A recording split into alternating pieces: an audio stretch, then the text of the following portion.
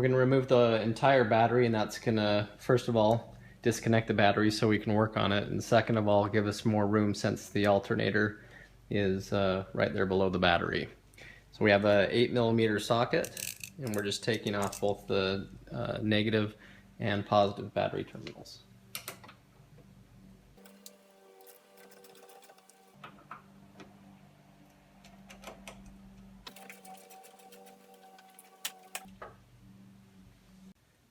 Now the battery itself is held in place down here with a little wedge, and so it's also an 8mm. So we're going to take our 8mm socket with an extension down here, and we're going to loosen this up. I already broke it loose.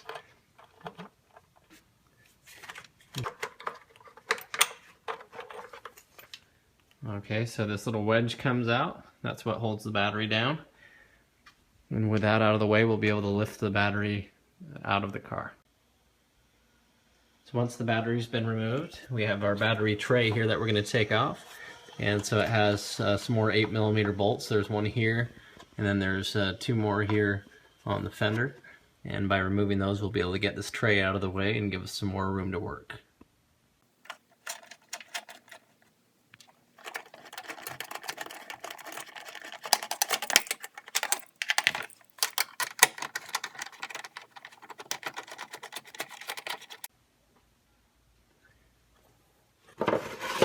Now we'll remove this tray. Set it aside, and this will be a good opportunity to clean everything else up too. So there we have our alternator down there, and so we'll be accessing it from both the top of the car and the bottom. Right now I'm going to take the supercharger belt off. As you may know, the supercharger belt is its own system, and then there's an inner belt for the rest of the accessories. And so by removing the supercharger belt, we're going to be able to take the belt off of the alternator itself. So the tensioner is found on this side, on the passenger side. This is an aftermarket tensioner, but the factory one's in the same place. And so what we're going to do is just take our 1/2-inch drive breaker bar. We're going to put it inside here, and then by pushing down on it, it'll release the tension on the belt, and we can remove the belt. So now we're going to push down on this tensioner right here, and I'm going to use, instead of a breaker bar, I'm going to use one of these 1/2-inch ratchets, since it gives me the ability to move this around a little bit better and get a better angle on it. So I'm just going to place this into the front of the tensioner arm. So pull this radiator hose back in order to get your ratchet or your breaker bar in there. And make sure it's all the way in, because I've seen a lot of the factory arms break right here because they're not all the way in. So now as I push down on this, as I push down on this, you'll see that it will loosen up the belt system. And then we can just pull the belt off of one of these idlers with your other hand, and then release the tensioner back up. So once again, we just push down on this to give us the movement that we needed, and then pull the belt off. So with the belt removed up here, we can now take the belt off of the alternator's pulley. Okay, so next we'll lift the car into the air. It's actually better to do it on the driver's side, but the way that I have everything set up, I'll just do it from here.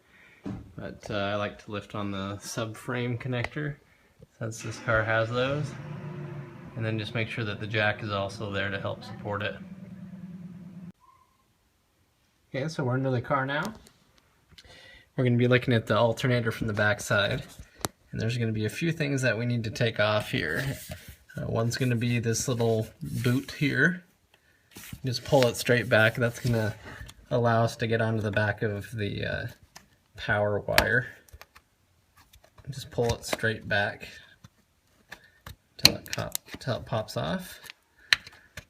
Okay, and you'll see the power wire bolt right there. We'll be unplugging that connector over here as well. And that one's going to be pretty simple. Just push down right here on this tab part, and then pull it back off. So this is a 10mm socket that we're using.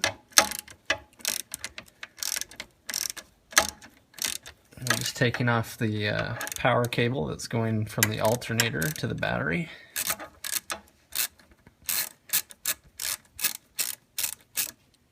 Okay, so just twist back and forth until this power cable comes off. Okay, so this power wire is giving me a little bit of trouble here. It doesn't want to really come out. So another option is to take off this cap up here. I already popped it loose. And just get your 10mm socket, and you can also remove it from up in here. So we'll try that approach. Okay, so I took the 10mm nut off of up here, and the same concept, we'll just pull it off that way. But either way, this is going to be coming off of our old alternator.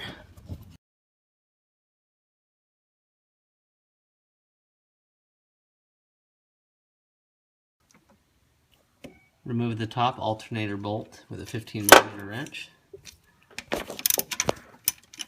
Okay, so once again, this is from above where the battery was.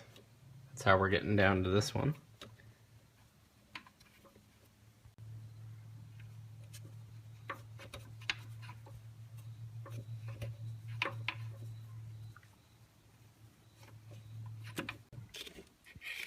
Okay, we're actually going to put this top alternator bolt back in just a little bit, and that'll help hold it in place as we remove the bottom bolt and move it around so that we can get that electrical connector off. Okay, the bottom bolt is a 13mm, and so just take it out here, and it's the other part of the bracket that's holding this alternator on. And for the bottom bolt, I found it was easiest to use a wrench. I have a ratcheting wrench, which is pretty nice, but it seems to go on a little easier than a socket wrench. So as you can see, this lower bolt is also very long, and so you'll eventually be able to pull it out of the bracket as well. And we put the top bolt back in, so it's still being supported, but now we can move it around and try to get a better grip on this connector, this electrical connector we still need to take off. With the top bolt still in and the bottom bolt removed, you can see we can move the alternator a bit, and this really helped get it into a better position for us. And I just put the flathead screwdriver up on this tab up here and pushed down on it, and while doing that, I was then able to pull this connector off. So now we're disconnected from our alternator. There's a clutch cable going through here, and it appears that the bracket also was at one time connected to this alternator somewhere. Once again, this is already a remanufactured alternator that has failed, so whoever put this back on didn't put the other bracket back on. So anyway, with that all free and clear out of the way, now we can just remove that top bolt fully and pull the alternator out. Okay, we're going to have to loosen up the alternator brackets in order to get the alternator out. So this is our top bolt on the alternator here, and if you look slightly above it, right back in here, so I can get a good picture of it.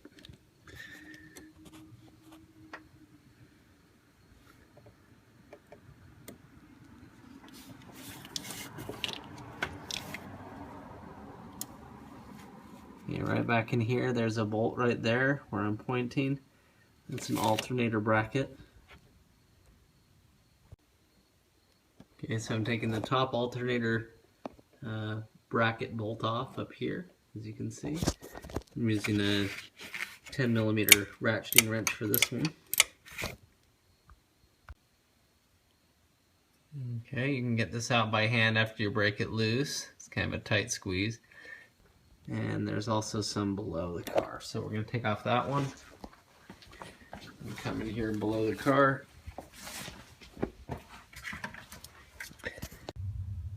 So when you're looking at your lower crank pulley, right up in here, that's a bolt that we want to remove. That's the alternator bracket bolt. So there's one below down here, and then there's one up top. And so by removing those, we're going to be able to move the alternator bracket around. That'll help us get the alternator in and out a lot better. So with this bottom alternator bracket bolt out of the way, and the one from the top end over there, we can now move this alternator bracket and just kind of get it out of the way in order to drop the alternator out. So now we'll pull this top bolt out once again, and make sure that this belt is off of the pulley, and then pull the alternator out of the car from the bottom. Okay, so the alternator is now free here, as you can see, from the top and the bottom, and the clutch cable kind of puts a little pressure on it. It goes through here, so as you pull that out of the way, just make some room down here, kind of by, here's the inside tire. That's where we're going to be able to pull it through. Just push gently these power steering lines out of the way, spread this out of the way, and then just pull it on straight back through. Okay, so now these brackets are out of the way. Biggest part is getting that alternator bracket kind of out of its way by undoing those bolts.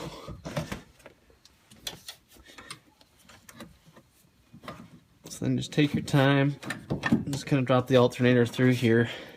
I've seen a lot of people do it backwards, so we'll just kind of do it that way too.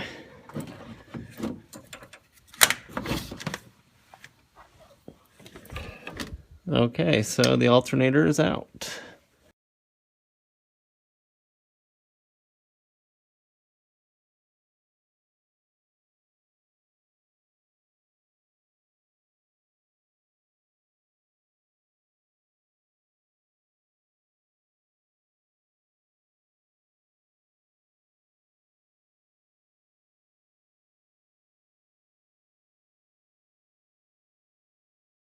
I really like this Turtle Wax bug and tar remover, and now is a good time to get down in the battery area where it's all gunked up and clean that up while you're down there.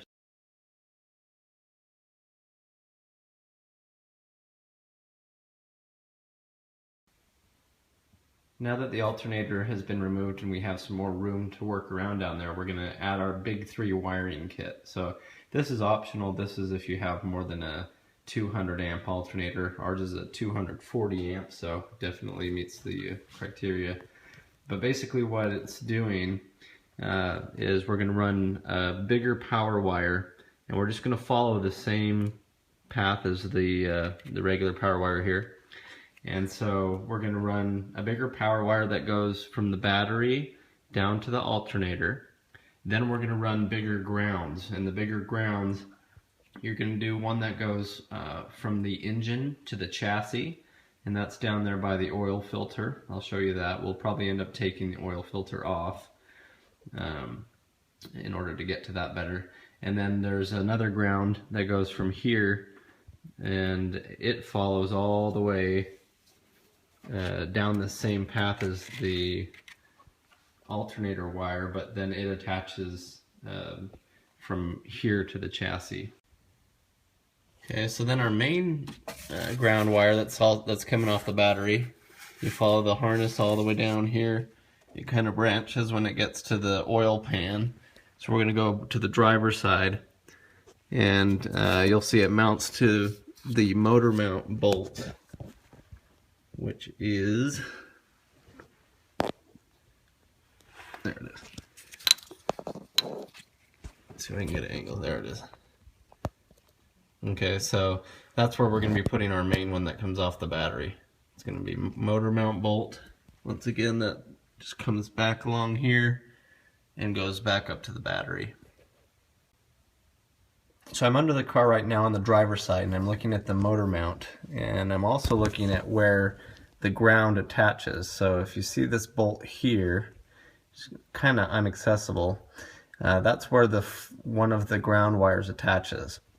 So if you follow the motor mount back to where it attaches on the back side, it's the same thing, but it's back here and it's a lot more accessible. So that's actually where I'm going to run one of my ground wires for my Big 3 kit. So we can leave the other one in place, and then I'm going to run the ground wire that goes to the battery. It's going to go from this motor mount here, that bolt, up around the steering column, and then back up there towards the negative battery terminal on the battery. So I'm going to take a 13mm socket, and I'm going to take off this motor mount bolt here, and that's where I'm going to do the ground. Okay, so I broke that loose. Now I'm just taking it off. Once again, it's the rear motor mount bolt. It's where we're going to be doing our ground that goes from the battery down to the engine block.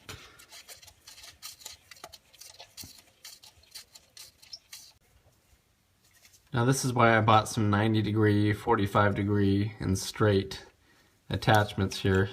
So this is going to work out perfect to put this here in the bolt and have the correct angle for the wire to come out. But we're going to clean up this area real well with a wire brush, hit it with a connector solution spray that I bought, and then make sure that it's all going to be a really good connection. So this bolt that I'm using that goes into the motor mount where we're going to be putting one of our grounds is bigger than the eyelet hole here that we'll be using. So I'll just have to grind that out with a drill. So just get a drill bit that's a little bit bigger and hollow it out if you need to. So as you can see, it fits now, and you're going to want to hold it with a pair of pliers because these connectors are great conductors, so they get real hot real fast. So they could really burn you just from the friction of the drill bit onto the actual conductor. This is Mechman's Big 3 kit. Comes very well packaged. I was actually really happy to see it like this. Comes with a fuse holder, a 250 amp fuse for my application, then the 1 or 0 gauge, 1/0 gauge wire, and it's going to give you, I believe it was 15 feet of the black and then 5 feet of the red. So we're going to be pulling the black cable out and adding our end on it that goes to the engine right now. Okay, so our next step is going to be taking this negative battery terminal, and here's our connector that we're going to be adding to it. So what you want to do is kind of measure roughly how big this is as far as how much room it's going to take. Then once you take this area here, we're going to cut that much of this insulation off. Now to do that, we just have a box cutter, and so we're going to very carefully just cut that same area, and just be careful with it. There are other tools that are better for this, but this will work if we just very carefully cut the insulation off into a direct circle. So once you've cut all the way around in a circle, then you can cut that way and make a nice break in it, and then just peel this insulation off. It's a lot easier with this bigger wire than it is when you're dealing with small wire. So as you can see, I've just cut the insulation all the way around into a circle. Then we can strip it back to expose the bare wire.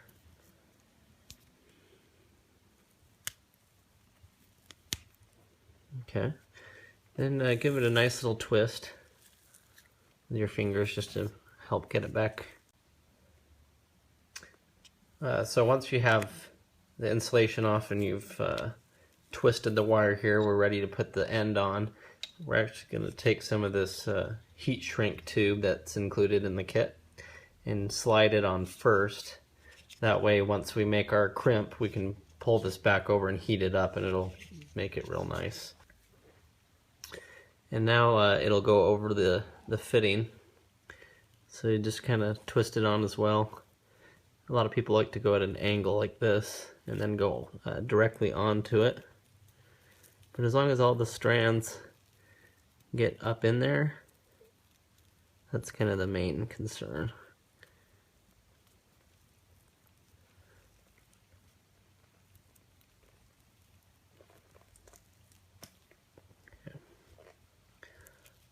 So once you get that, and you can tell that all the wire has made it up into the connector, then we're going to crimp it here.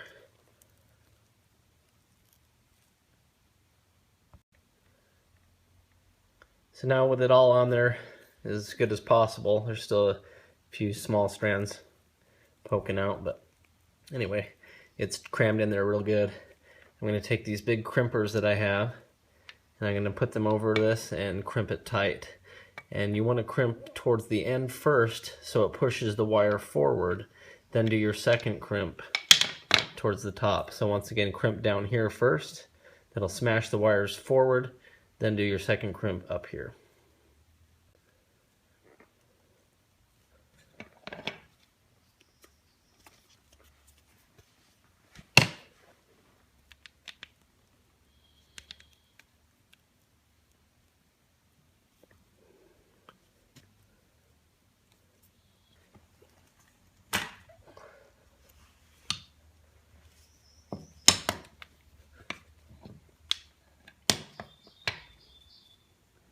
Okay, so the first crimp has been performed down here.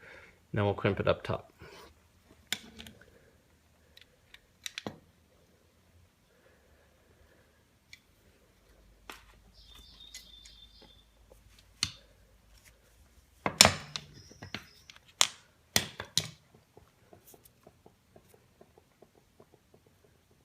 Okay, so that's probably not the prettiest job ever done. But as you can see, it's been crimped in both places and it's a solid connection on there. So now we'll slide this heat shrink tube over it and give it a nice clean covering. Just hit it with indirect heat, which what works really well that I have is a heat gun. It's kind of like a hair dryer, but a little more heavy duty. So we're going to put this right where we want it, where it's going to be covering all ends, and just hit it with some heat.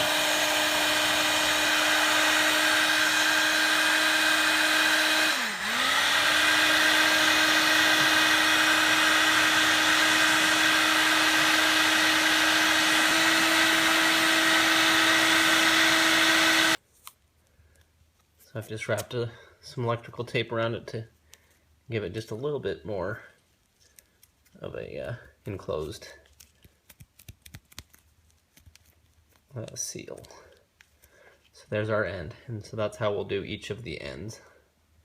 Okay, so this end, as I kind of mentioned, is I'm going to be running it more towards the rear of the engine here. It's going to drop down and go to that rear motor mount, and then the rest of the wire will come up to here. So we'll go down there and connect it and run it exactly where it needs to go, and then we'll know how much wire we need to cut off towards the top. So from under the car, here's our end that we just made, and as you can see, it's going to go right here onto the motor mount bolt right there where we took it off. However, we're going to first take a wire brush and we're going to get up in here real well and clean that surface so that it's going to make a good connection.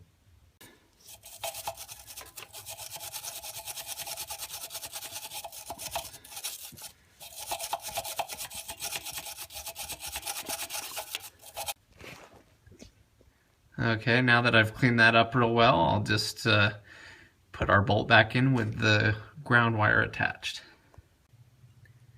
Okay, so I really like the way that turned out with that 90-degree fitting. We're on that bolt and I've tightened it down real good, and as you can see, it comes down around the steering column and back up out there.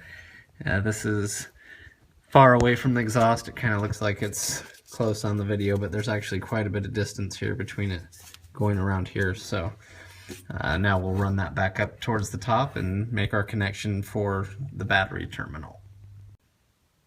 So I'm hoping you can see this, but what I did is I'm running this ground wire back up here, and I went underneath right here. If you can see that, I went underneath these lines for the BrakeMaster cylinder, and I had to take this clip off to squeeze it back down in there.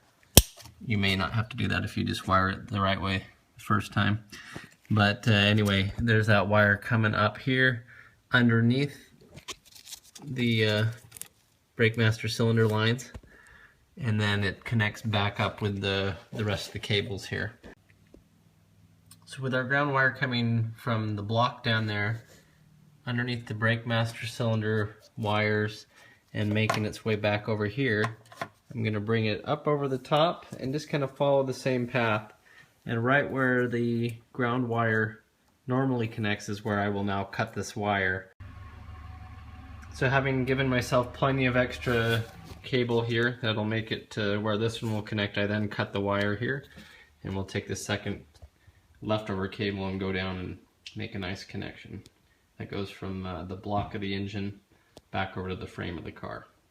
For the next ground that's going to go from the frame of the car, which is this area right here, I'm going to pretty much just take off this oil filter in order to get some better access through there. So we'll go ahead and remove the oil filter and we'll lose some oil, but we'll probably just do an oil change when this is all over anyway. So here we are under the car again, and we're going to do our ground wire that goes from the frame of the car back to the engine. So what we're going to do here, you can see right here, this is our bolt that we're going to be going for the ground. And there's already this factory wire that we're going to be following. We've removed the oil filter to give us some better access. And then that bolt connects to the block up here. So that's the one that we're going to be just adding a bigger ground wire to. We're going to go with our 0 gauge wire. It's going to go right in that same exact spot where the other one was. So where it mounts to the engine is a 15 millimeter, and where the strap came up and mounted to the frame was a 10 millimeter. So we'll just take both of those off. Okay, so we have our ground wire here that came off of up top. Now we're just pulling it off of this other bolt on the car here. And there it was. So we're probably going to do these same fittings, another 90 degree to go straight onto that bolt, and then just a flat one to go back up onto right here where we pulled it off. But we're going to clean those surfaces real well right now too. So now I'm just measuring the new ground wire to the connector that it goes onto the engine over here to where it's going to connect to the frame. As you can see, I've cleaned it up real well, and now I'm just going to cut the wire here so that I have enough room for it to connect up to the top there. So that'll connect this ground wire that goes from the frame of the car back over to the engine. So here's what I came up with for the ground that's going from the frame of the car back to the engine. This one has the 90 degree end on it that's going to go against the motor, and then it comes over and it's going to connect back onto the frame here. So I just did the same process. I stripped a little bit of the insulation, put the housing on here, crimped it twice, and then wrapped that in electrical tape, then put the heat shrink over it, heat shrunk it, and then put more electrical tape around the end. So that's how I made this, and we still have plenty of wire to spare. The least amount of wire, the better. The longer the wire, the less efficient it is. So if you can find ways to attach it to the frame in a shorter distance, then that works as well. Okay, so we're all installed here on this one. You have the 15 millimeter ground that's on the engine. And then we have our cable that comes up over here and connects back to where it used to be. And as you can see, I've cleaned around the area. Should have a good connection. I did buy this battery terminal protector as well, and I'm just going to be spraying this on where the cables are connecting to the car, and this will help fight against corrosion. This is kind of just like a protectant coat, and we're just going to spray it once again where it mounts to the car. So we have the oil filter back in place, and that ground wire, that new ground wire that we just put on, connects there, comes over here. It runs pretty close to the oil filter, so just make sure that as you're changing the oil and putting it back on, that it's not in the way of the oil filter getting on properly. Since I did take the oil filter off, I just added about almost another quart of oil in there just in case. And once again, I'll probably change the oil soon, but you want to make sure you don't forget about any of the little details like that as you're doing these jobs. So just to show you a difference here, this is the wire that came off of the car as the ground. You can see how small it is compared to this 1 gauge. And it's really important with electricity that if you're upgrading the power side, you want the ground to also be upgraded the same. You got to think of electricity as a, you know, like almost like a river, and if it's smaller on one part than the other, then it's going to overflow and not work right. So you want the same size ground wires to do the power. So here's the old alternator, and here's our new mech van that we're installing.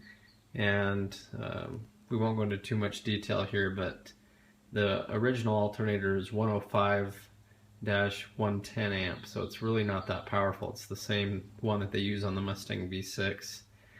And you know, when you're running twin pumps and upgraded fuel systems and sound systems and all that, it's a little much for it to handle. So I went with this one, which is the 240 amp, and they offer a 170 as well. That probably would have done the trick, but I went with this 240 in case I wanted to upgrade later down the road on some other modifications. But as you can see here, this system, even at idle, is going to be producing 147 amps, which is more than the other alternator does at its max output, and then a total of 248 amps up here. But anyway, it's a really good alternator. They've done a lot to help with some of the heat problems that the old ones suffer from, which is why I believe this one went out in the first place, because it was still working, but off and on, as if the power regulator had gotten fried or something. So anyway, that's why I went to the upgraded version. Okay, so I just lifted the alternator back up into its position, and although when we brought it out we kind of tilted it towards the bottom and went out, I found on this way I was able just to lift it straight up, just kind of with the pulley facing forward, just lift it straight up past those power steering lines and everything. So now that I have it up in place, I'm just putting the top bolt in, then we'll secure the bottom brackets. Okay, so as you can see down here where my thumb is, I'm just reinstalling this alternator bracket, putting on the 10mm bolt. Now I'm just coming in here with my 10mm wrench and then reinstalling this front mounting bracket for the alternator that we took off earlier. Okay, so here's our lower crank pulleys, and once again I'm just coming over to our alternator bolt here. I just put it back in, and so once we have that bottom one and the top one in, it'll help hold the alternator bracket in place, and then we can continue to tighten up the alternator itself. Now make sure as you're tightening these up that you tighten the top one and the bottom one at the same rate. Don't crank this one all the way down and then go down and try to make the other one work.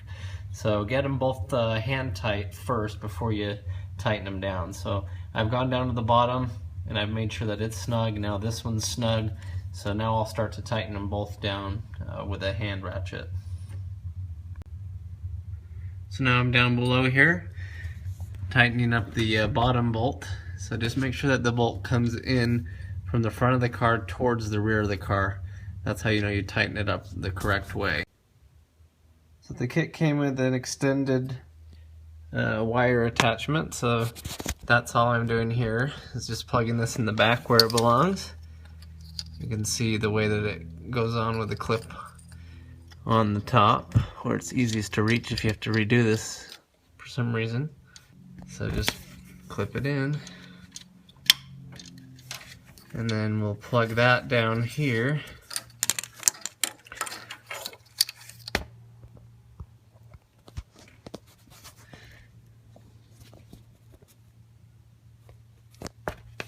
Okay, so here's the new one coming off of the alternator, and here's our factory one, and we'll just plug these two together as well.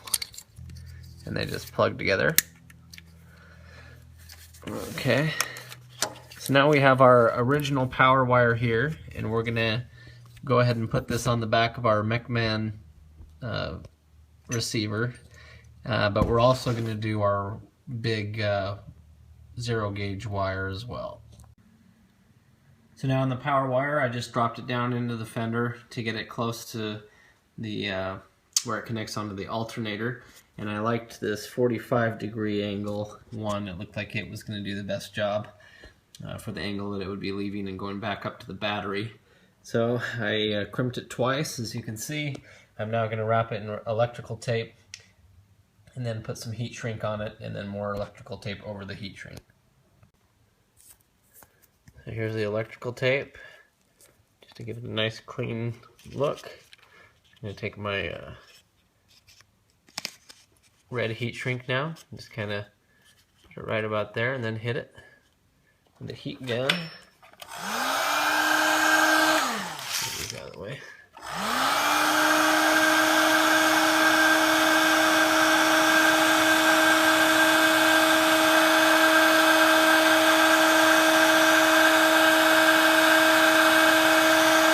The positive side.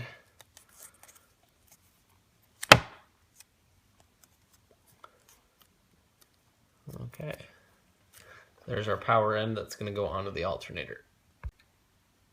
So now I'm dropping this wire just back down in here to where it can meet up to the bottom of the alternator. Then it'll come up and we'll put in our inline fuse and then connect to the battery. So here's the new power wire as it's coming down, and it goes onto the post on the new alternator right here. And this is where we will also hook up our factory one. It'll just go right on top of it. And our factory one's just a little too small, so we'll cut a little notch out of it here so that it will also fit over our new terminal post there. Okay, so now we have our new power wire up top coming down, and then we have our old power wire on there as well. And so we'll just get our little nut and then tighten it all down. So now we're all tightened down with the factory wire and our new Big 3 0 gauge one. So we can put this cover up over it. So now the alternator is connected down here by the power wire. So now with the power wire coming up here, I'll loop it around here, and right about here I'm going to cut it and add my inline fuse. And then it'll connect to the battery from there. So here's the inline fuse as it comes. This is actually the fuse right here, and it connects by these two screws. And so what I've done is I've taken my Allen, it's a 4mm, and I've undone the screws on the sides, and so that's where the cable will then just go in, and then we'll tighten it down. So this one there is no crimping. And that's just how these inline fuses work. So as you can see, I inserted that end and then tightened it down. Now I'm going to be doing the other side of the fuse here. And so I've stripped the wire here, and I'm just doing the same thing. I'm just plugging it into this area here, which had a protective plastic piece in it, so make sure you take those out. I'm just going to put it in here and then tighten down this screw on it. So here I've twisted in the other end, and I'm just tightening it down with this Allen. So once I get that good and tight, I'll hit it with a socket wrench just to make sure it's good and snug. Okay, so there we are here. It's all tightened down, so we're just going to put our cover over it and snap it into place. So with our line coming up from the alternator with the inline fuse, now all we'll do is add in these attachments here to go back on with the power, and add one back onto our negative side to go onto the negative terminal. Okay, so we have our power wire coming from the alternator, and we'll just attach it in here. There are better kits you can get that allows all of these to go into their own connector, but for now this will work. But we'll connect this one here. We're going to connect the negative battery terminal to its one over here. Once again, we just crimped the end like we have been doing in order to have that. And then we'll just throw the supercharger belt back on and make sure that it runs okay, that it's aligned and doesn't eat the belt. Then that should be it as soon as we put the battery back in. Okay, so the belt is back over the alternator down there, and I just put it back how it goes. The easiest way, in my opinion, is to put the breaker bar on the tensioner and then wrap it over the belt first, leaving it over this pulley and this pulley, and then as you push down, then you can slide them under.